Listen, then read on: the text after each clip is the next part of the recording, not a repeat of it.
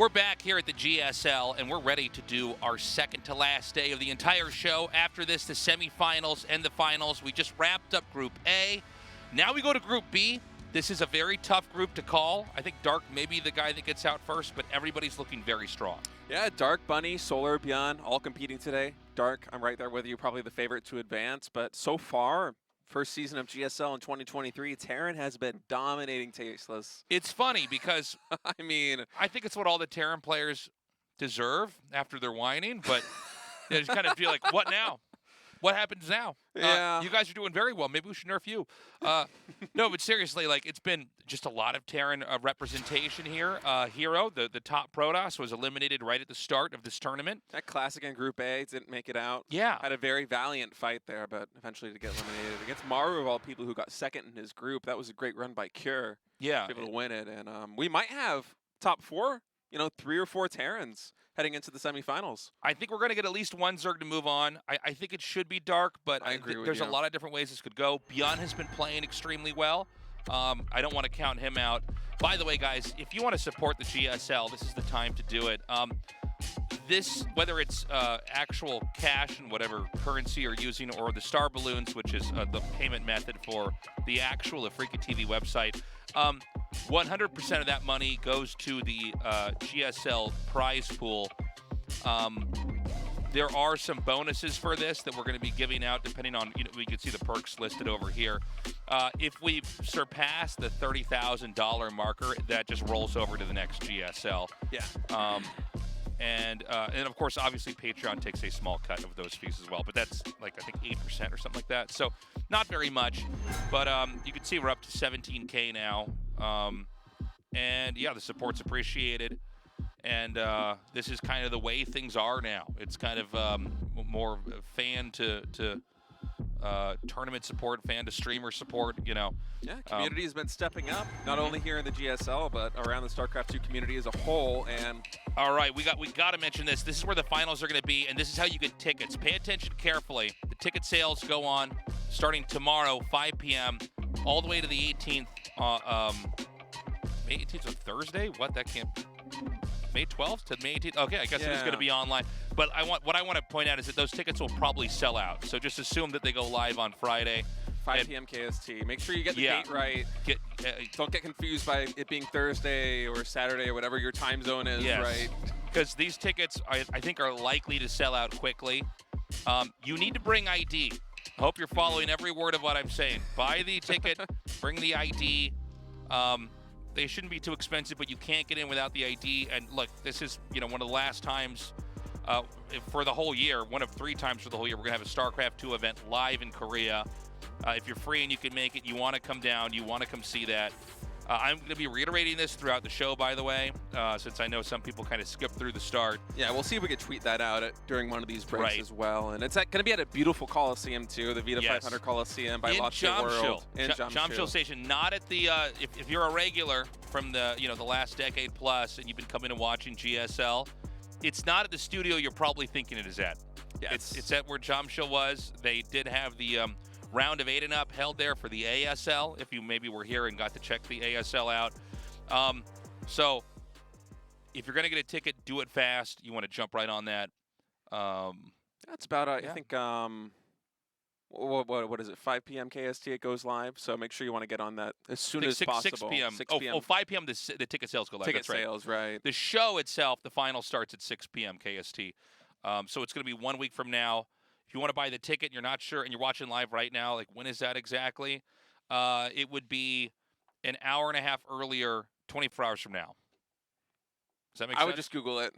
5 p.m. KST in my time zone. Go 24 hours from right now and then subtract an hour and a half and you're going to be good. Yeah, exactly. You can use either one of our methods. I'll let you pick which one works for you. The tasteless method or the state method of converting times. So our first player here in the lineup, we've got Bunny, who I believe that's a mirror, or maybe he's in the real life game Portal, and he's opened up a portal to somewhere else. Get like blue LEDs, orange LEDs around that oval.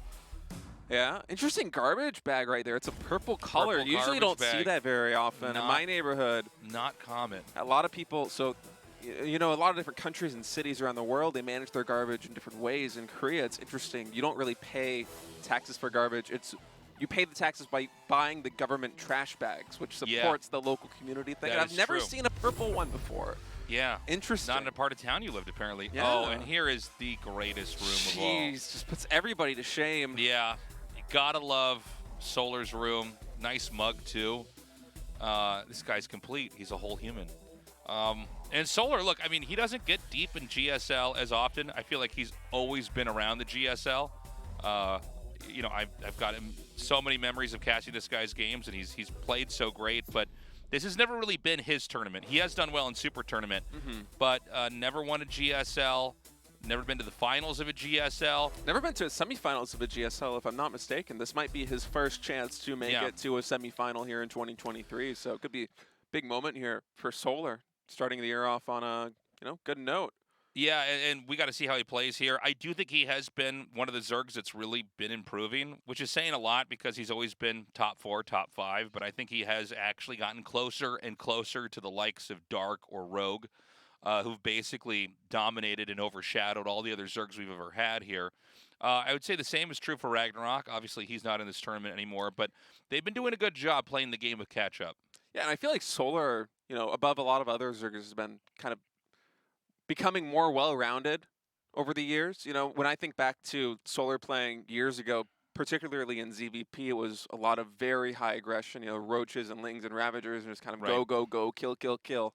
And Solar still has a little bit of that aggressive mentality, but he's a lot more flexible nowadays than it feels like he used to be. And, just becoming more of a complete player. And it's translated to success in GSL Super Tournament. We'll see if it can translate into success here as he tries to reach what should be his first ever semifinals in GSL Code S.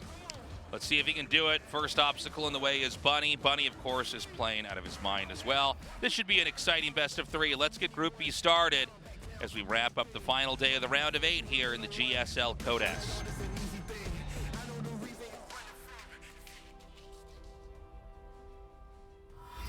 Mystery Gaming, Bunny. Shirt matches the trash bag. It does. Logo matches the trash bag, yep. Maybe not the kind of thing you want to color coordinate. It's like, yeah. yeah, my logo looks like the trash bag in my house. It looks good, though. I think it goes well in the stream. So what is on his bookshelf? I see trophies, I see StarCraft stuff, but there's what? There's little action figures? Yeah, there's some kind of collectibles on that shelf for sure. And I wonder if it's Solar's, if it's his collection. Is it his personal collection? Is it someone in his household's collection? It could be. He strikes me as the kind of guy that might do this. I mean, like, just look at his room. It's just so much better than anybody else in GSL. We used to have this joke with the late Jeff and Control Robinson because he was a big and competitive Warhammer, right? And so you could go to his house and see all his figurines. And so Dan used to talk about, to him about how he played with dolls a lot. Ask him how his dolls are. But it did seem like there's some cool figurines back there for Solar's room as well. I've never got into Warhammer, but that does seem like something that could be fun. Like, you get those figures, and usually they come, like, unpainted, right? You have to paint them yourself. Yeah, I mean, that's the whole thing is, like, I remember Jeff would actually, he would, I think, pay, like, a guy who would paint them. Ooh, like, he had a professional. He had a professional that would take care of it. But you can also do it on your own and paint them that way. But, yeah, I never got into it either. It does seem like you need to be maybe a little bit older and have a disposable income. I mean, part of the reason why I got so into StarCraft when I was younger is it was free, and so I could, play as much of it as I wanted, and, I wasn't inhibited anyway from doing more. But, yeah, he got into that in the early days. It was very good. And it is super competitive when you get whole armies sent together and you get, like, big boards laid out and actually have fights on them. That seems like it. I think a lot of people that I follow on Twitter, just in the esports scene in general, are very interested in Warhammer, and they always use little battles or whatever it's called. I'm sure there's terminology for this that I just don't know because I'm not a Warhammer When they bring their dolls out and have those fights, yeah. They play house with their dolls. They play house with their dolls. And, no, I mean, it's this whole thing. And they have their universe is still making stuff. That's crazy. Third Command Center? That's a really fast one, too. Yeah, natural CC isn't even done, so this is straight Barracks Reaper Reactor into double CC. Cool opening here from Bunny. Very greedy, but I like it. Yeah, it seems like Bunny basically wants to set up to have a really solid mid game if he can go uninterrupted. I don't think on this map the Zerg has an easy way to scout the 3rd CC unless you sent your first Overlord over there. And so, because whenever I see this, especially with the way some of the Zergs have played nowadays, it's like, okay, well, do you have the opportunity to make a Nidus? Because if you do, maybe you can win the game that way. But you'd have to see that unless you're going to blind Nidus, which doesn't really make much sense and doesn't seem like Solar, at least not in the modern day, his approach. That's something you might do against Protoss, but against Terran, it feels like it never goes as well as you might expect it to. And I think you're right, where Solar is just really not going to have a very good idea that this is coming until, you know, it's already starting to pay off. And we saw Gumiho do some of these plays previously on GSL Codas, where he would, you know, opt for some really aggressive options, and then he would dial it back and play very greedy. Not necessarily coin flippy, but just kind of changing the dynamic of the series from map to map. And, you know, Bunny, if he wants to advance today, he's going to have to get through Solar. He might also have to get through Dark. So he's got a lot of TBZ on his plate, and I'm expecting that we're going to see a range from him as this day progresses along. I think so. So look, I mean, it's been a game of teching and racing up towards that. That 3rd command center's done. He won't land that for a little bit. He needs to keep landing mules and making SCVs. Excuse me. And so I think this is going to be a little bit of a slow start. But, I mean, look, the reality is that that Overlord has been isolated there. It can't really move to the left or to the right, and certainly not down. Yeah, not even checking the gas timing because of its position. So doesn't Solar, see anything. Just in the dark completely. I mean, he knows that there aren't Hellions driving out of the map, so he should have an inkling of what is coming. And for Bunny right now, he's just powering up with a ton of Marines, Combat Shield and Stim both underway. Only just now at the 4-minute and 30-second mark throwing down that first factory. So you know, maybe behind this 3rd command center he's going to do something akin to what we saw ByuN do. And I think the first group of GSL this season where he would, you know, move out with these large groups of Marines and just try to get some damage done. Because even though this is a 3CC opening, there is potential to get some work in. Yeah, this is a lot of Marines. Now. It's quite a bit. Double eBay coming down. So he probably won't do any committed push until 1-1's done. But he is going to... Oh, I guess these Lings can try to draw him back. It's certainly not enough Lings that the Terran ever has to respect. Okay, that's wild. That's actually a lot to lose. I know that Zerglings are like the most expendable thing in the game, but to lose 12 for 0 in trade is quite a bit. Yeah, Bunny hasn't lost a unit yet. Yeah, he's got 28 Marines on the field right now, adding in 2 more barracks, so he's just going to continue to power up. And I think after Solar kind of threw away those Lings, Bunny's just going to move across the map and force him to spend a lot of larva, because this Zergling count is very low. Queen count is healthy, but that can only last for so long against Stim Marines. And here we go, coming in now is Bunny, able to snipe 2 of these Queens right off the bat. And this is huge damage coming in, Tasteless, already. Yeah, another Queen's killed here. He's got to be careful, though. You know, you could definitely overextend with this. He might want to consider trying to get back out here. He's targeting these Banes. Oh, that one Bane got so close. That's all it takes. That's all it takes. I mean, look, I guess he was probably okay trading those Marines in for that, but you want to at least not let that last Bane connect, because if that Bane connects, then it's over. And so now the Lings can actually come up here. He can seesaw the attention over to the Terran side of things. It looks like there's not quite enough. But he did kill off, was that 3 Queens I saw that were shot down there? Might have been 4 even. And keep in mind, he killed a ton of Zerglings as well, and those were Lings that were transformed from larvae as opposed to drones. So even though the end of the trade didn't go too hot for Bunny, I think you kind of still look at that and you take it as a win. It's been a good opening for him so far, especially, you know, keep in mind that this isn't like him doing 2 base aggression. This is behind a 3rd command center, so he's been moving behind this. And he's got a 4th command center coming here. Oh, does he really? Yeah, it's right by his 3rd. Wow. And so, you know, normally we talk about these games like, okay, it's going to be that push on the 4th. That push is going to happen, by the way, but not the kind of way I think we would have in a normal game. He's going to be basically taking the opportunity to have another expansion very soon here. So, Bunny aiming for a very different type of tempo in relationship to the Zerg, at least from what we normally cast here. Now, he is going to get a siege tank up here, and I think he actually will just deny this 5th base. I don't know that there's anything that can stop this. Yeah, it gets canceled, so that's a nice win there for Bunny. It's that 4th command center almost completed, 3 more barracks and another factory in production, so he's really ramping up back at home. Gonna go for a drop here in the main base. Solar does have about 50 Lings on the field right now, so this shouldn't get too much done, but anything to keep Solar pinned back on his base. You see all those Lings that were kind of probing around the middle of the map now having to retreat to deal with this threat. And that was a good escape. He's drawing the army back, and then he can merge back up with the reinforcements. And the attention's going to be at the 5th base. There is another base being taken kind of in the middle of the map. We're going to see if that's going to be a focal point of pressure. But I like the push here from Bunny. We just got to see how do these Banes connect. I only see, 2 tanks total here. So not a lot. Oh, how does this always happen, Tasteless? The Yeah. depots are always down. Yeah. It's okay. It's hard, man. Yeah, well, Solar didn't want to commit there, and that is the right call because there was a huge rally into the 3rd base of Bunny that would have been able to catch all these links. Wow. Actually still able to catch them coming back. Solar is able to pick off 5 SCVs, might get 1 or 2 more there with that last stray ling in the natural expansion, but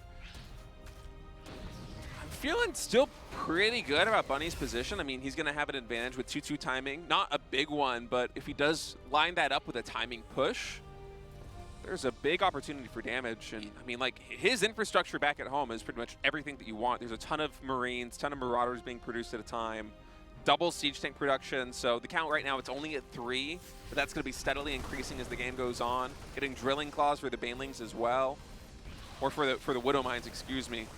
And I'm just going to lift up here. A couple of losses, but overall, I mean, Bunny even ahead of Solar and Supply right now. He's playing very well. Yeah, I mean, he's actually, I think, done a pretty incredible game here. Solar's barely keeping up with the Terran. Terran on 4 bases, Zerg just now with the 5th base up. It's been maybe up for about a minute here. That's not a lot of time, though. Bunny's had success in basically shutting down a lot over here. Now, he's not committed to any one push right now. He may try to set up for some kind of a drop, and as that drop's coming out, then he's going to send his whole army down to try to get a good position. Well, hold that thought. He's actually kind of roaming with these small squads and cleaning up creep. I think he just wants to reduce the creep spread enough for him to get into a big position. Actually, it's a really nice tumor there by Solar on the top side. Might help these Lings and Bane's going to surround later in the engagement as Bunny's going to start sieging this now forward 5th base. Yeah, these tanks are so well placed. And, a lot of times a Zerg will just lose a game because the Terran is able to push these kind of peripheral bases over and over and over. Now, there's one tank that's coming up here. That's definitely not intentional. Very ambitious tank right there. Yeah. And this base is going to go down, so it will be a 4-base Zerg against a 4-base Terran, and that is not the position that Solar's going to want to be in. Solar is trying to retake that expansion over there on the left side, but it's only about, 25% done. So Right. Economies right now favoring Bunny by what feels like a pretty good margin. And this army that he's assembled, 60 Marines, a lot of siege tanks, Ghost Academy, 3 more command centers in production. I mean, he is firing on all cylinders, getting ready to rain down on this position. I don't see Solar really being able to retake this central base. I think he's going to have to start kind of expanding to like the sides here, but that also opens up threats because the creep spread on those angles is not that great. Yeah, Bunny's showing a lot of patience here. I think the only way that this could be swung right now for Solar is to invest so heavy in Banelings and just try to flatten the army, maybe like in a cost-inefficient way. There's a big counterattack happening here, and I think the vast majority of all the supply for Terran in the entire game is actually on screen right now. He does have submarines over here. This is going to be enough to be extremely disruptive to all the mining over there at the 3rd base, but at the same time, Zerg doesn't have that much to deal with this push here. Another base is getting taken out there by Bunny, so he is getting some compensation. Keep in mind that although some SCVs are going down, and yes, that 3rd base for Bunny is taking a lot of damage, his bank is looking really good right now. About 4,000 total resources in the bag, and actually hold that thought, Tasteless. These Lings coming in on the side. Not the best engagement to start it off, but the Blinding Cloud's really good, disabling 5 of the 7 tanks here, and that's going to be Solar breaking out of this position, but still, the supplies right now for Bunny not dipping that much, and I mean, this bio up here on the top side, there's nothing to support the Hydras. They have to fall back. Yeah, there's just enough bio here for Terran that, like, the Hydras are not actually that strong anymore, and there's not enough Banelings that there's that overwhelming number. And look, they both trade out a decent number of bases here, but I think the Terran is certainly going to be the one more comfortable. I mean, Solar doesn't have the resources to remax right now. Bunny, he's producing on all cylinders and still has about 1,000 minerals in the bag, so he's going to be pretty comfortable with this position. I feel like, a couple more production cycles. Yeah, you did lose your siege tanks there, but the bio ball now is absolutely massive. 36 Marines and 13 Marauders. I think you just try to spread apart, mitigate the area control of these lurkers by attacking in a couple of different positions and just see if you can control the game that way because, you know, Bunny, he's in a nice spot. He's going to come down now, and I think he could even hit another location. Now, Zerg's actually doing quite a lot with these links. It's worth pointing out. You know, the counterattacks have been good, but again, it doesn't really prevent these major pushes from Terran. Now, hold on a second. We might have to actually pick up over here. Can't quite target the Banes when the medevacs are on top of them. But Zerg, is this going to be an overextension? It might be. That's a lot of lurkers, though. Siege tanks are in range, so Solar will back off from this position, losing a handful of lurkers in the process. And I feel like moves like that are kind of the plays Solar has to try to make to try to get some edge to get back into this game, because he's lost maybe 3 or 4 different hatcheries over the course of the past couple of minutes. His economy just keeps getting disrupted. Yes, he does have 83 drones, but they're not mining as efficiently as they can.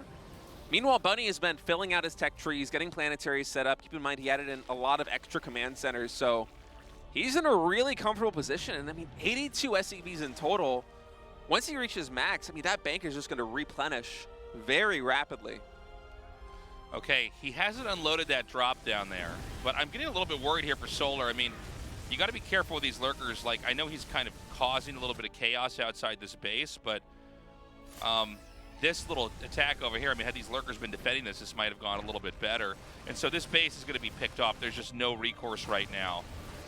But I got to say, this has been a pretty dramatic and back and forth TVZ here. I mean, it's kind of wild to see how well Solar's hung on versus Bunny. Oh, absolutely. Bunny, I feel like, is playing very well, but, you know, Solar, he's still in this one. He's making good plays. He's suffered a lot of damage, but he's been able to rebound more often than not. Is he just going to get this hatchery? I guess you can. If it's this low, well, it depends on what you target. Okay, he does get it.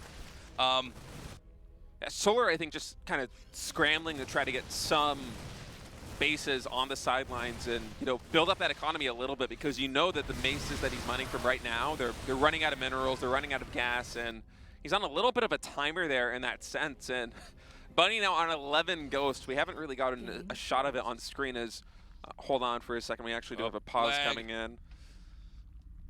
Now, we actually saw one of his bases earlier. There was like so many drones at it. It looked like a Brood War base where, like, you gone into late game, you just had so many workers. There weren't expansions left.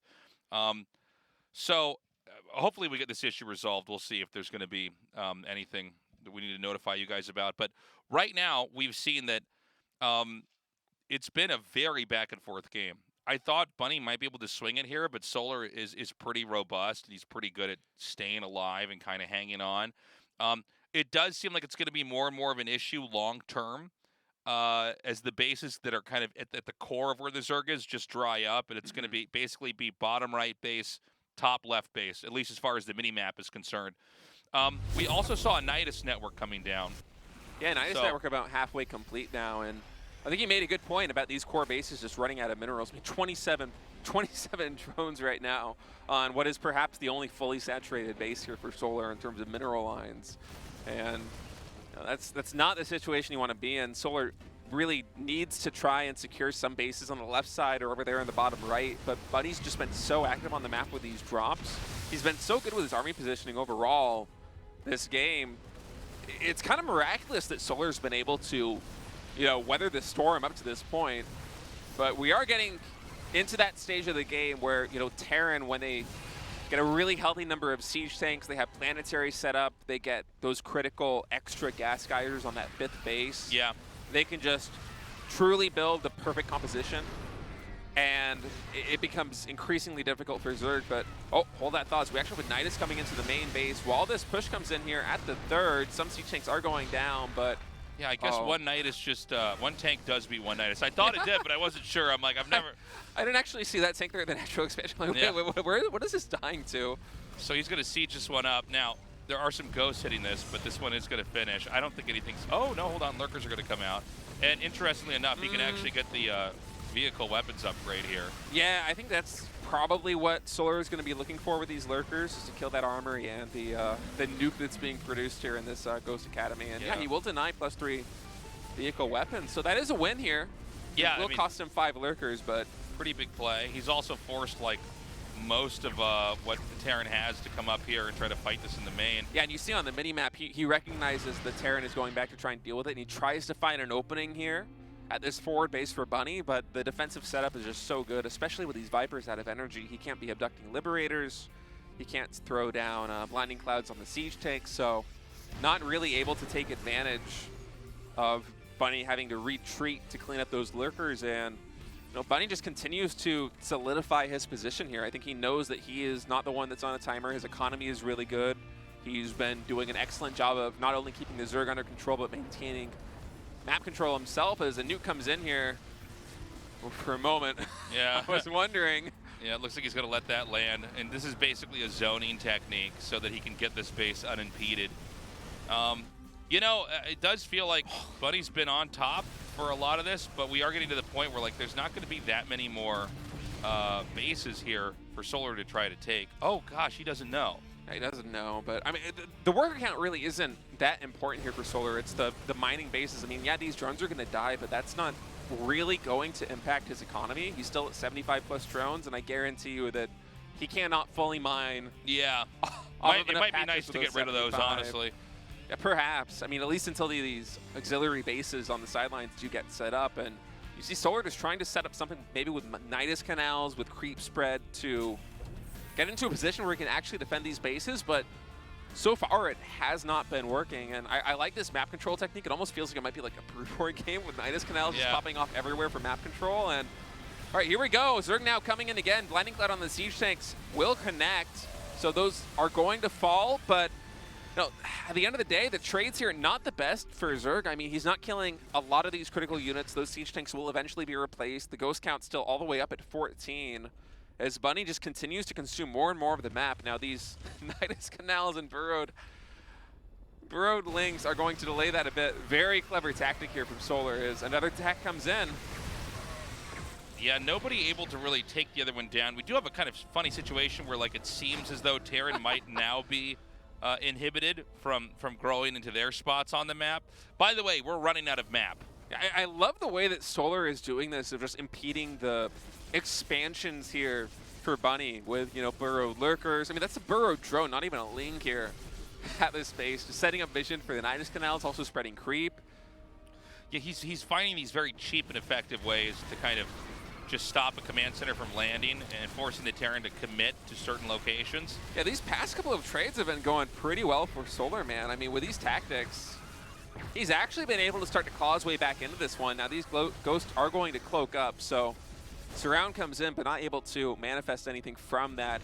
No ghosts actually falling here, but Bunny, at least for now, he's kind of getting stifled. He hasn't really been able to take any new expansion bases despite these nice defensive setups, and also all of this pressure on his side of the map has allowed Solar to finally start taking, the gold base there in the bottom right.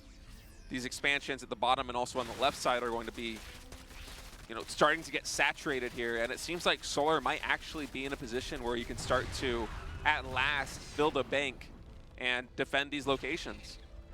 So Zerg's now moved into the bottom right pretty comfortably. Terran's going to be sucking up all the gold resources here as fast as possible. I don't know how much there's going to be that he can do to prevent that. I like the idea of the lurkers coming in over here.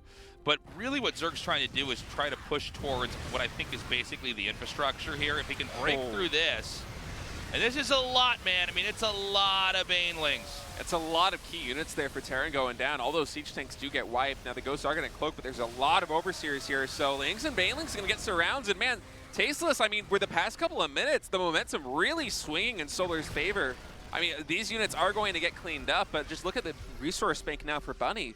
Yeah, I mean, Bunny is right at 0. He still hasn't been able to land that CC there. I've been looking at the minimap thinking that it was, a planetary morphing, but no. Yeah, I thought we were going to see SCVs get transferred over there. But instead, the Zerg is mustered enough to, and also brought the Terran to his knees at the same time. He's got a huge army. Looks like he's going to send the Infestor in there to fungal that. And if he makes like another army like this, never mind that gold base. The truth is that he could just kill this army that's sort of in an important position outside the natural and then just run into the main. And it's possible. A lot of times that's how Terran ends up getting killed, is that they just, okay, hold on. Is he going to see this? This is funny. It's right on the gas geyser. I wonder how hard that is to see. Apparently pretty hard. Yeah. Those drones. Okay, he notices now. Okay, so Probably realized actually a lot earlier and just want to get maximum mining there from the gold base. But this will set up Bunny going on the left side, killing 18 more drones, sticking down in the hatchery. Bunny does need a couple wins like this, as it feels like a lot of the momentum has been going in Solar's favor. I mean, Solar has really been putting on a masterclass in the past couple of minutes, especially in terms of just how to control Terran. He's been doing it with burrowed units, with lurkers across the map, with Nidus canals, just really stifling the expansion there for Bunny. And I mean, all these attacks now coming in, this wouldn't have been possible if Solar didn't set up all of these roadblocks over the past couple of minutes, because keep in mind, I mean, it was maybe, 7 minutes ago that Bunny was sitting maxed with 4,000 resources in the bank. Solar was really starved for cash, wasn't able to take any extra bases, but just somehow through incredible multitasking, attacking all across the map, setting up creep spread and Nidus canals, he's been able to kind of turn the game on its head. And now we're almost in an even position, as some of these trades have been going quite cost efficiently here for Bunny, but you know, Solar has really turned what was once a very losing position into one where, you know, maybe there is some play here. But keep in mind, Bunny, he has been consolidating very slowly. yeah, you know, I think Bunny is actually on the verge of death here. It's, if you look at the map, there's the middle spot just to the right of this camera shot. Not a ton of minerals there. Really, it's the fact that the Zerg has gone uninhibited, soaking up resources from the 3 bottom right locations. I don't know if the situation is that dire for Bunny, because keep in mind, his army is still so tough to deal with, and the gas right now for Solar is very lacking. So That is true. That is true. But I just wonder if he could squeeze out. And by the way, he should be mining from some of these gases over here. He needs gas. If he can get just a couple more banelings, I think he can overpower him. But Terran's not working with a lot. This top right base, by the way, has become a very important location. Sorry, top left base has become a very important location in that he's just never been able to actually mine from there. I love this Ghost just trying to like drop these nukes at slightly different locations. Where maybe Solar won't be able to see it, but try to Solar randomize his position. Yeah, on top of this, going to avoid that yet again. We'll clean up this Ghost, and we're going to reach another position where we're going to be mostly maxed. Bunny with a gas bank, not a lot of minerals, and actually hold that, Tasteless. Lings and Banes now coming in. Big connections here on a lot of these siege tanks, but not really able to connect with the critical units here, the Ghost, and there's only one Infestor who does get taken out. There was only one Viper on the field for Solar as well, as that was a, I mean, yes, he did reset the tank count, but not a cost-efficient trade. I mean, look at his army. It's 30 Lings, 7 Banes, and a Viper. I think he should have gone for a Nidus in the main here. I think that's the play, is once you get them low enough, okay, then they're going to hyper-commit to their most vulnerable position, but that's always going to open up their main. Get an Overseer up in there, make a Nidus, start to try to destroy their barracks. Remember, neither of these players are maxed out. I just feel like the army composition here for a Bunny, there really isn't a way for Solar to ever reset the Ghost count, and that's just the critical problem here. I mean, the economy just isn't there for him. He's at 64 drones right now. He's only recently been able to retake some of these bases, and yeah, Solar might have just ran out of gas here. And I mean, like, bit. metaphorically, not like Vespian gas, but I guess he doesn't have a lot of Vespian gas either. But, you know, he hasn't really been mining Vespian gas from these other bases. It seems like he's been very committed to just kind of getting the minerals, not the resources, but the minerals here out. I think he feels like he's in the position where he cannot resume droning. I mean, he's so far away from being max. He's just doing nothing but pumping Lings and Banelings and trying to muster enough of a force that, you know, maybe Bunny oversteps, maybe Solar is able to come in, get a 6 around, reset the Ghost count, and then give himself the breathing room that he needs to actually saturate these bases and get back online. But he just hasn't been able to get that critical engagement. We'll see if he's able to do it now. Lings and Bangs coming in yet again. Nice surrounds on the siege tanks, but keep in mind, critical units right now for Terran are these Ghosts, and it's just a gauntlet that Solar is trying to go through, and I don't think that he's going to be able to break it right now. 84 army supply for Bunny, and that's going to be it. Solar running out of steam there at the end, but I got to say, Bunny is able to emerge with a win, but Solar did not make that easy, and it really did feel like there was a moment there where through constant aggression, through these Nidus plays, through the burrowed units, through the creep spread, he was able to turn that game on its head, but he just never was able to truly come through with the engagements that he needed to reset the critical unit count there for Terran. And although the economies at some point did equalize, Bunny just, especially in the later stage of that game, so cost efficient. Yeah, I mean, look, Bunny played a very impressive game. I think Solar was very good at hanging on for a little bit. I don't think he was adapting to the actual length of the game. He had this moment where he was using Nidases, not just to like try to come in and harass, but to block off command centers. And at that moment, it looked like he could take this, but he needed to tech up maybe a little bit more. And I think the moment that they were both sub 150 supply, I think that's when you go back into Nidasing. A Nidus in the main with Lings spilling out, even if it's like 24 Lings that go in there, okay, they're going to pull some of the army that's defending that gold base back. I think when a Terran, especially in super late game, you're trying to dislodge them from the position. There's moments where you clobber their army, and then there's moments where you go, okay, I'm not going to fight you head on. I'm going to fight you somewhere else. And if you pick that fight somewhere else, you know, Zerg is going to be more mobile in those moments. Terran have to unsiege. They got to run everything back, kill off what infrastructure you can, maybe go back through the Nidus and save it. But, you know, try to destabilize the Terran. Terran should not be able to have that much of the map, in my opinion.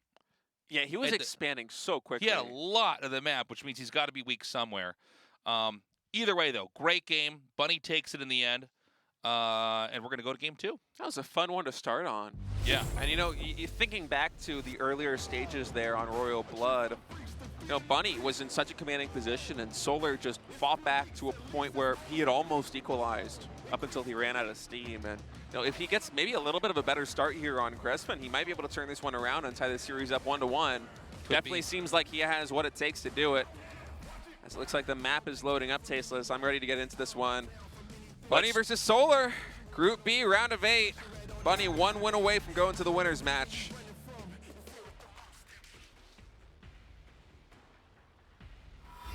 Mystery Gaming, Bunny.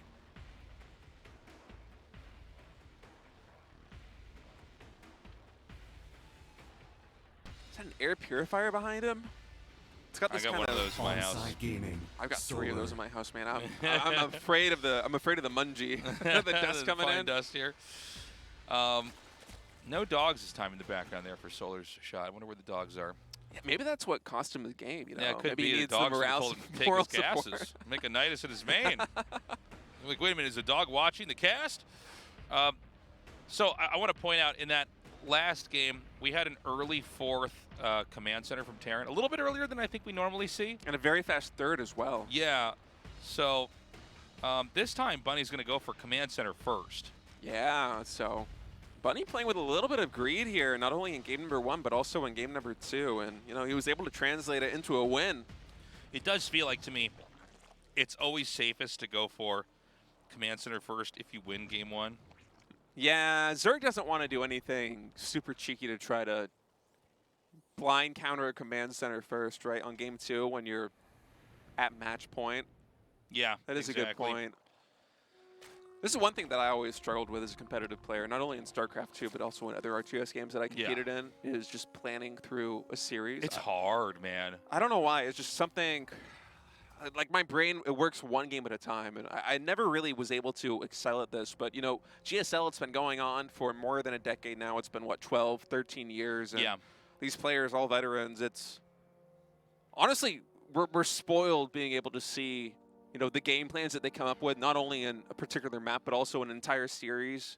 Especially these championship caliber players like Dark, like Maru, just the way they're able to navigate from game 1 to game 2 to game 3, and a best of 3 and a best of 5 and a best of 7.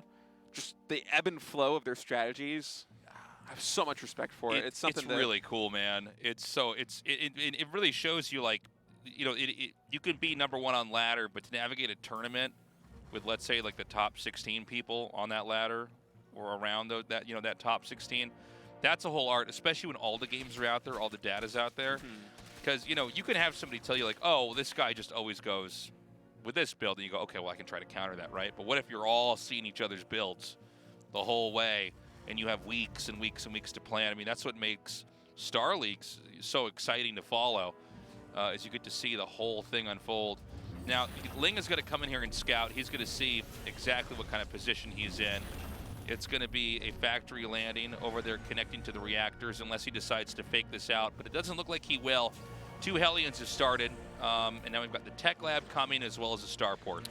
Yeah, Tech Lab and a Starport, so might see some Cloak Banshee and Hellion play here coming out from Bunny. And That's a good point that you made also about, ladder coming back into this with series planning is, in StarCraft 2, we're in a different stage of the esport as opposed to, for example, when the Kespa team started coming over. We had all these team houses. I lived in a variety of team houses early on in my StarCraft 2 career, where a lot of those games, you would have in-house practice with your teammates and maybe a select few other practice partners leading into series like this. But we've even seen here in the GSL and, winners interviews, the Korean casters asking these players, what made you decide to go for this specific strategy on this specific map? And it's like, oh, well, I noticed that so-and-so has been doing this play on the ladder, and so I prepared a counter for it. And that's something that we haven't really had too much in StarCraft 2's history. Yeah. It's just something as the game ages and we switch more to ladder as, a very viable form of practice and bulk. It's changed the dynamic a little bit. It's cool to see the mind games. Yeah, it's so fun, and also, how you can have one build in one game completely impact the decisions of another player in another game, and how you can try to string that together. One thing that our Artosis and I would both mention a lot was we've been talking about it for over a decade, but it's such a memorable day for us, is when Squirtle came out with like 8 different builds, but they all had the same looking opening. Yeah, I actually remember that. That was a good GSL. It was one of those moments where you go, oh, wow, okay, so because he only had one matchup he had to be good at. Anyways, in this game, we've got these Lings actually catching these Hellions. He does get 6 drones, so not bad for 3 Hellions to kill, 6 drones. It looks like the last one should be able to get away. 6 drones and a ton of Lings also for us, so worker count's briefly close to equalizing there. As Bunny with another solid opening, throwing down 2 more barracks. So what I'm wondering about with the CC first here is, are we going to have a 3rd CC soon? Because we used to, especially when you and I were casting a bunch together, State, last year was like a lot of people just lean in on the 2-base play and try to end the game, but we did have games where we'd just see the player get a 3rd CC and try to just continue to be more ahead. I actually forgot about that because we haven't seen it in so long, but we're going up to 5 barracks right now on 2 CC, off of CC first, no 3rd command center. If there is going to be a 3rd CC, it'll be a delayed one, so... it might be going back to that grassroots strat that we saw time and time again. Terran was always able to get a win from it, and then it just fell out of the meta. Yeah, it seems like Zergs knew exactly how to just kind of hard lock and keep it out. But this game so far is sizing up to be that. Yeah. I mean, we've got the push coming here. Whenever you see this big depot wall, I think he's actually making a 2nd layer. Because if you have 2 walls of depots, it's just more time to buy from the counterattack. Yeah, and this is going to sync up with +1 hand combat shield, so... a lot of power here in this push. 7 Marines at a time being produced behind this, so we might have Bunny trying to parade push this a little. As you see, looking at the mini-map, Solar going to try and see if there is a 3rd base. There is none, so he will go for the counter. Might get this around here on the Siege Tank if he's quick. Yeah, some nice shots there with the Biles, but the Terran does dodge. The Siege Tanks are actually dishing out quite a bit of damage. A good heal over there from the 1 Queen. And so far, we haven't had these Queens quite get sniped. They're all low. I think almost no transfuse energy left, though. So now they're really just kind of tanking and adding just the tiniest bit of DPS here for Solar, as Bunny's looking to just kind of entrench himself in this position. Siege Tank production continuing. A 3rd Siege Tank now entering the fray here outside the 3rd base of Solar. And the Ravager count, it is high. If he's able to close the distance and actually drop these vials on the Siege Tanks, that could be good for him. So Bunny's going to have to zone these out very well, picking off a lot of Queens. A lot of Queens go down there. That's a lot of just meat taken out there. You're right, State. I mean, if you can get close with the Ravagers and connect on the tanks, that's one thing. But how is he going to do that without overextending? The Roaches are going to try to come in here and get in between this. Is the 4th tank here? Yes, the 4th tank is here yet. So this is big. This hatchery is getting extremely low on HP.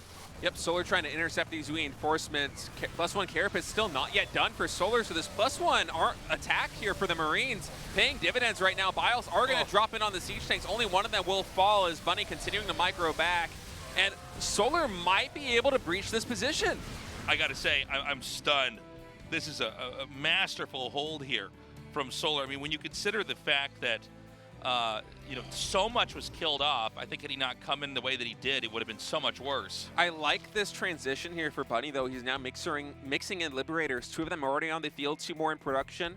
For a moment, I don't know how many Queens Solar has right now. He still only has 3. There's 1 more in production. He's morphing in some more Ravagers. There isn't a lot of anti-air for the Zerg armies. So, Bunny, yes, the first push, it did get pushed back. Solar was able to get it under control, and this drop out of vision here too. Okay, that is the spot he's got to get up. When I see the 2 tanks come out, I'm like, oh, no, no, no, no, no, no. Yeah, but it's buying space. Yeah. Buying space for this. Some more drones are going to go down. But I'm wondering now, the army supplies, they are still very even. And keep in mind, Solar is on mostly a Roach Ravager-based composition. Once we have 4 Liberators come into this, with only 6 Ravagers on the field and 3 Queens, is Solar actually going to be able to break through another entrenched position? Well, why is he bringing the Liberators here? I think he wanted to. I think he was hoping that he would have a little bit more to drop there. He would be able to set something up, but. Well, I think you might be right, State. I think it's a really good observation. We don't, unless I'm missing something, I don't see a 3rd CC. So what he's probably going to do is mine out his main and just flip the CC from the starting location to the 3rd base and keep leaning down. Let's not forget we saw ByuN play this style out, and it looked like the Zerg was going to hold for the whole game until eventually he just kind of broke that position. And so he's sieged up here now. Is he going to unsiege, start to roll out?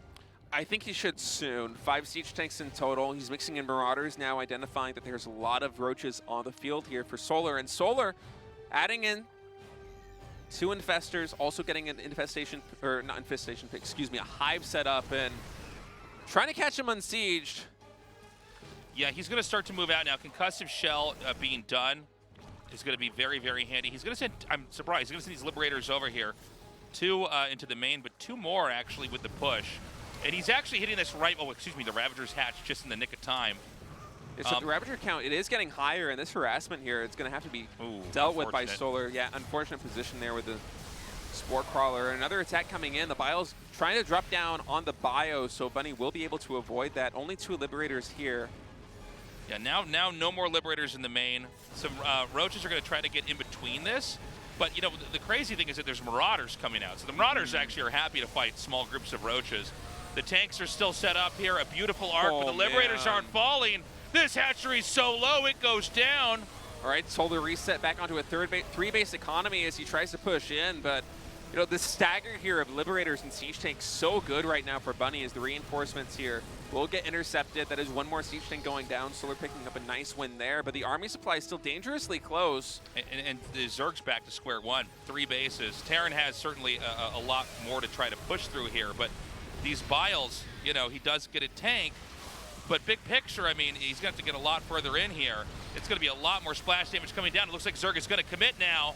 Yeah, Biles now coming in, able to take down 2 more Siege Tanks, 3 more tanks going down in total, but at the cost of a lot of this Roach Ravager balls. The army supply is still very close here.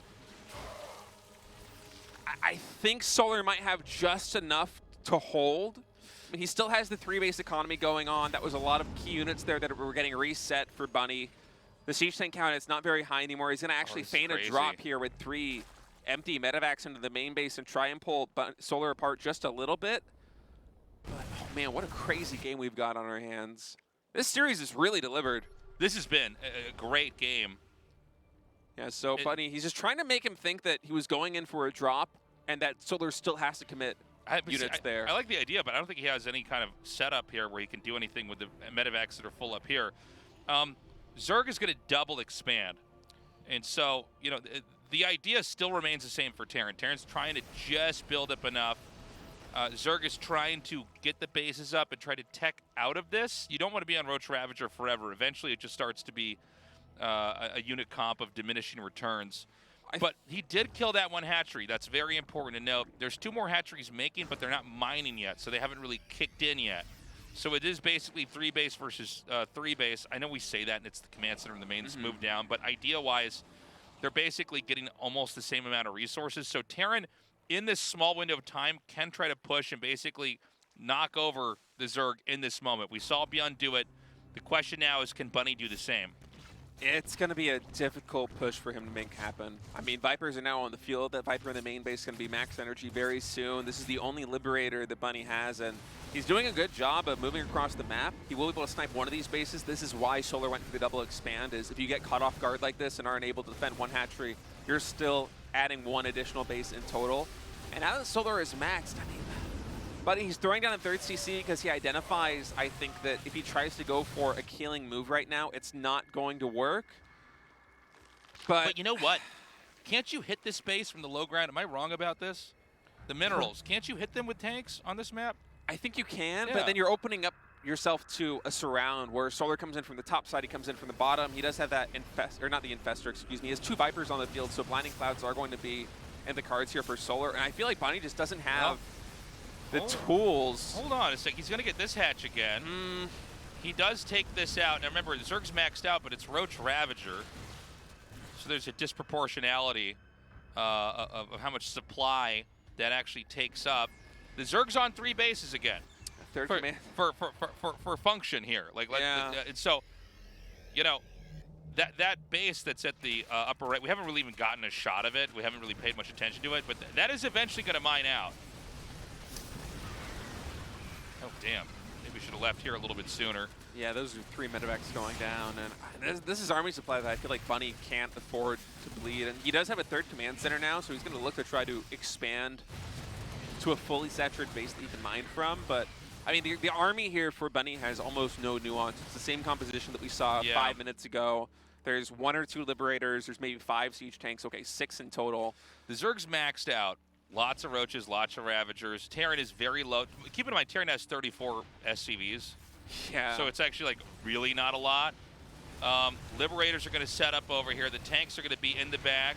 He needs to actually reconfigure this. This wasn't quite pairing together. I think he can do it now. The blinding clouds could be huge here if these tanks don't get spread. And he's going to harpoon 1 in, but he won't have energy to do that again.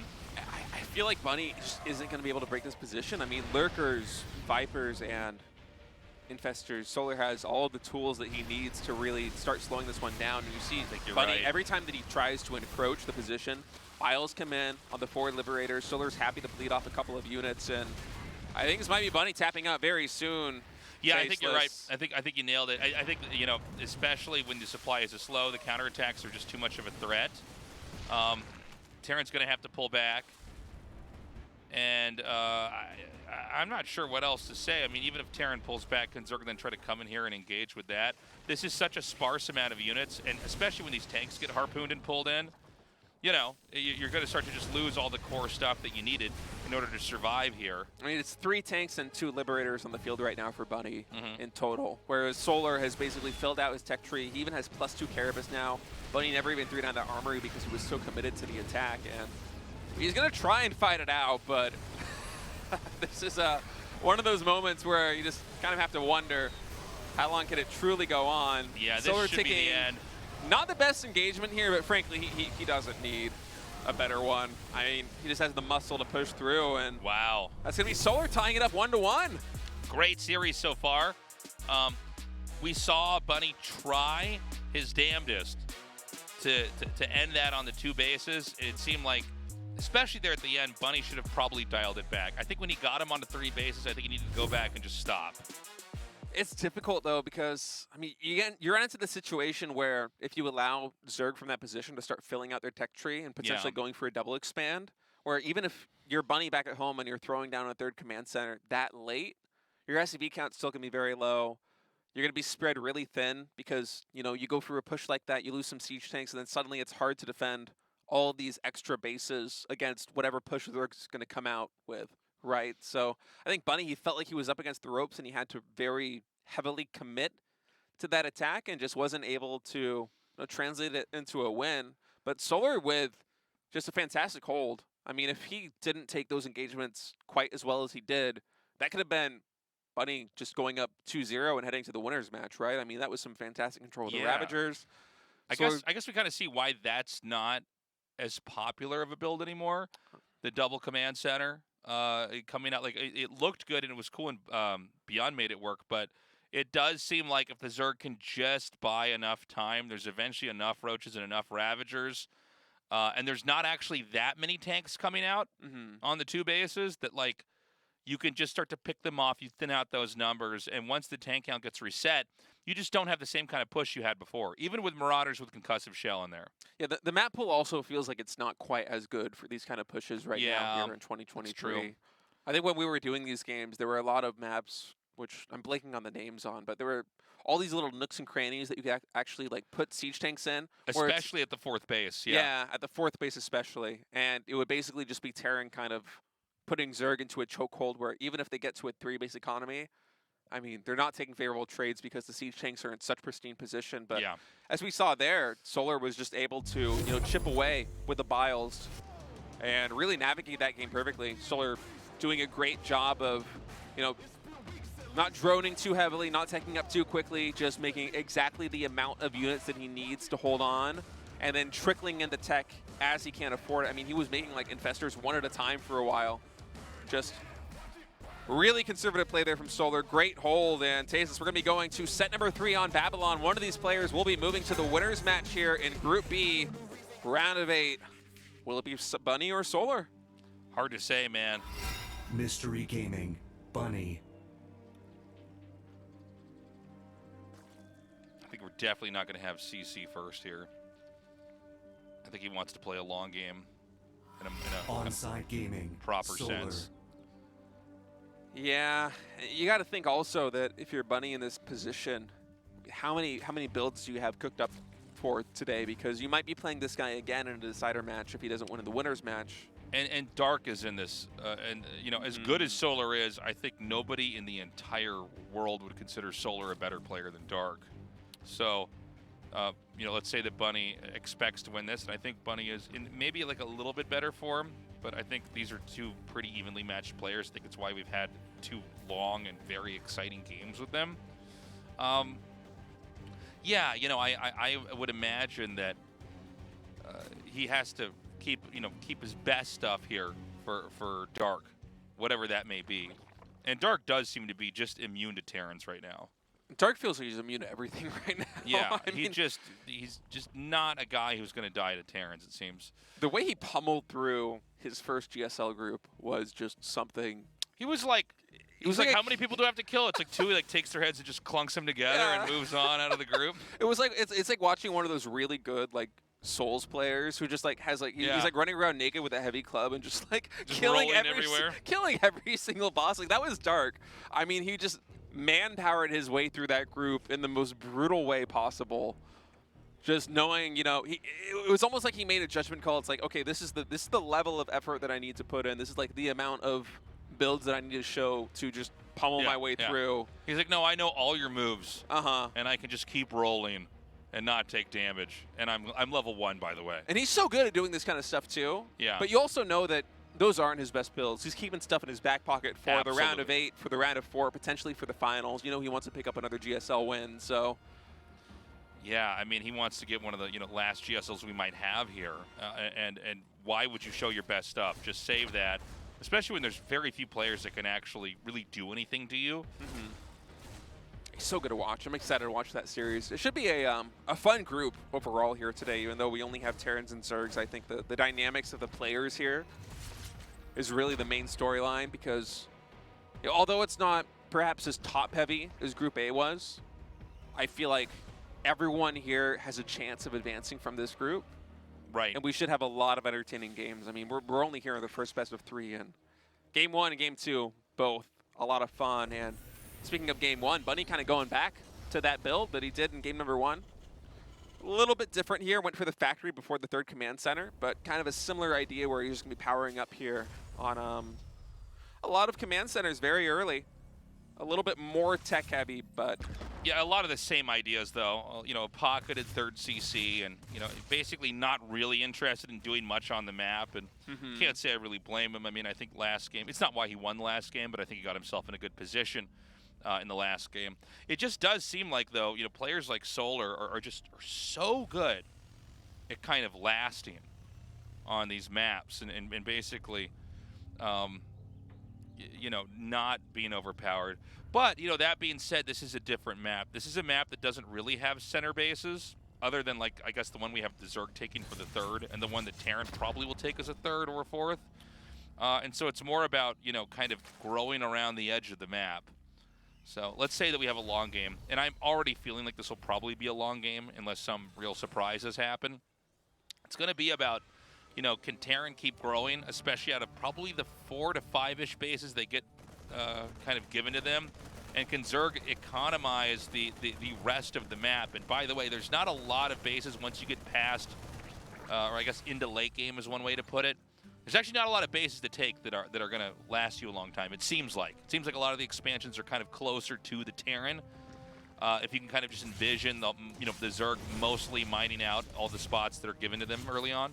Yeah, as Solar just works his way around the perimeter, it's going to get harder and harder to defend those bases. And in game 1, when we saw Bunny play against Solar, it was kind of a masterclass there, especially in the mid game of Bunny just denying any potential expansion, keeping the creep spread under control. And it was one of the reasons why Solar, although he played fantastically after that at kind of going tit for tat and getting Bunny under control, wasn't really able to come through with the win there. And so I think the game plan here for Solar is going to have to be to try and take a little bit less damage. But I mean, it's an excellent point that you make, Tasteless, where on a map like this, here on Babylon, expanding around those perimeters, especially against a player who is as good at multitasking with his bio as Bunny, who's one of the best in the business, certainly in Korea, at doing that play style, it's gonna be a tough journey.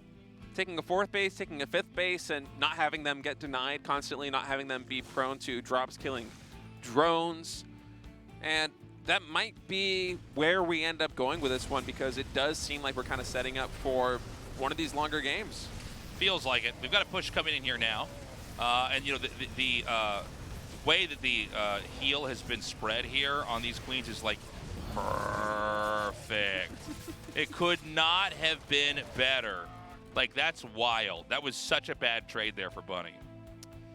Yeah, I mean, the one thing that he does get as an advantage out of this is that those queens are now very low out of energy, but Solar's actually able to ride that momentum and do a counterattack here on the 3rd base, and in fact, actually healing the SCVs on their way out, so only 2 of them will fall, but lost mining time there with the mules, lost mining time with the SCVs, and Solar with a nice little counterattack in a period of the game where, it's kind of rare for Zerg to really be able to get something like that done. Yeah. Yeah, it's a good point. Like, a lot of times that's a moment where Zerg gets almost nothing done back there. Yeah, and actually he was able to ride that momentum into a double expand as well. He took a base here at the bottom and also one at the 3 o'clock position. So Solar going to be setting up. If one of those hatcheries, perhaps this one does get taken out, Solar already has that hatchery completed there at the 3 o'clock. This is something that we've seen Zergs do, especially at the top level, so masterfully over the past couple of years. Just these double expansions, just knowing that you can't possibly defend everything, so just take the L somewhere. You'll get a win on the other side of the map. And Bunny's trying to do a good job here of this, coming in with his harassment. Both medevacs actually going down. Bunny's kind of floundering here. Yeah. I do wonder if there's a little bit of fatigue from game 1 and game 2. It's especially a thing in this matchup where you have like these really grading long games where it's like a death by or victory by 1,000 paper cuts. It's very different from TVP, I feel like, in that sense, where it just seems like Solar's kind of weaved and bobbed in such a way that he keeps coming out way ahead. I keep going back to that chain of heals that we saw back there where I don't think a single queen was picked off. Where it's like, yeah, is it ever worth it to drain queen energy to lose that many Marines? I don't think so. And maybe if you have some big follow-up push, but so far Bunny really hasn't been able to deliver with anything. I mean, think back to game number 1. At this stage of the game, it felt like Bunny was, all over the map. He was picking off drones. He was getting a good number of queens. He was able to keep the Zerg bases under control, but Solar already at 80 drones, fully mining off of 4 bases, taking a 5th base up in the top right. The creep spread also hasn't really been controlled except here in the bottom left side of the map. And I mean, the number of Lings and Banes here on the field for Solar is already exceptional, and there is no upgrade advantage for Terran either. I mean, +2 infantry weapons is even behind +2 Carapace there for Solar, so not really many timings to be found here for Bunny moving forward. I feel like if Bunny is going to win this game, it's going to have to be one of those games where, you hunker down with siege tanks, with ghosts, with planetary fortresses, maybe with some extra command centers to shore up your economy a little bit, and you just try to play the cost efficiency game, because at this stage, it feels like Terran has no momentum. And now that Zerg is up to 90 workers on 5 bases and is reaching max, we're reaching the stage in the game where Zerg is going to start attacking relentlessly, because he wants to take trades as cost efficiently as possible. And with Bunny at only 167 supply, it's not going to get much more cost efficient as this. With a ton of Banelings now rolling in, 4th Command Center will get liftoff. Some nice connections there on the bio. Siege Tank's also at risk of going down. Solar actually diving so deep here. These Banelings will fall, but I mean, the economy behind this is just so strong here for Solar that he can afford to take these cost-efficient trades. This is him just kind of manpowering his way through. I mean, he knows that he can constantly just muster these armies. I mean, 50 Lings right now in production with 800 more minerals in the bank. I think that was a pretty bad engage, though. Like, I think it's still okay, but I think he went way too deep with those Banes. He is doing a good job counterattacking in here now.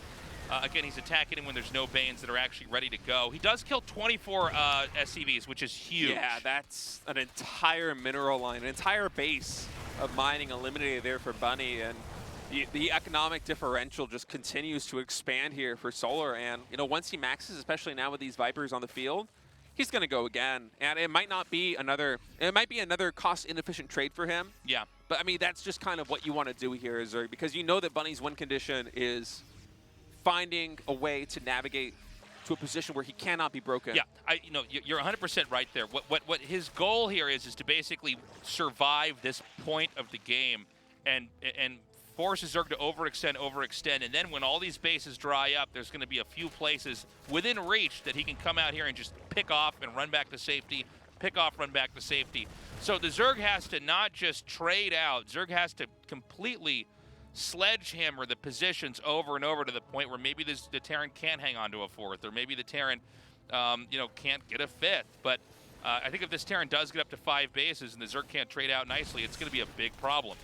All right, another attack coming into the third base there for Bunny. Meanwhile, here at the fourth, Blinding Clouds on 2 Siege Tanks. Banelings racing to connect to the Marines. They do get some nice connections there in the front, but overall, Bunny able to have a nice defense here. And these Lings, the counterattack at the third was not able to get too much done, so a much worse engagement than we had the first time around, and that's going to be Bunny getting a bit of momentum to come here and start doing some much-needed creep control. You know, I think that last moment there was the big overextension. This is now going to be a very unusual moment. We were talking about Bunny maybe having to hang on.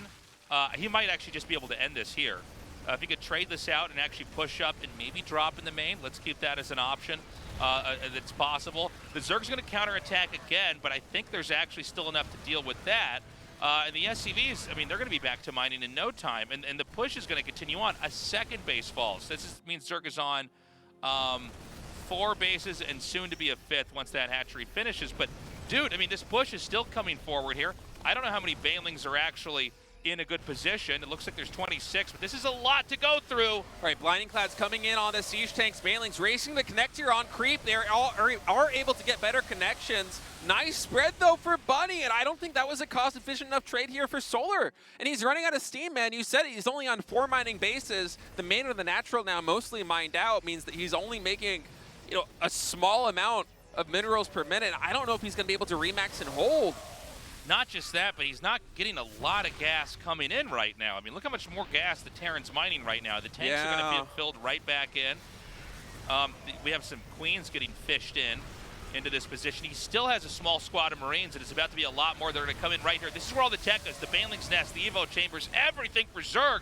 I think Bunny's got this. I think so too, Tasteless. All of the anti-air falling right now. Siege Tank connections here on the Hydralisk, and the Bio Ball is too much.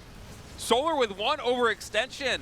Attacking into the 4 space there for Bunny just gives all the momentum back to the Terran player, and Bunny was not going to let that opportunity go to waste. He's going to go to the winner's match with a nice comeback win against Solar, man. Solar just a little bit overeager there. Yeah, he was a bit of an eager beaver, man. He rolled in a little bit too deep with the Banelings. I think when you force the lift, he also came in like after the thought with the Ling counterattack.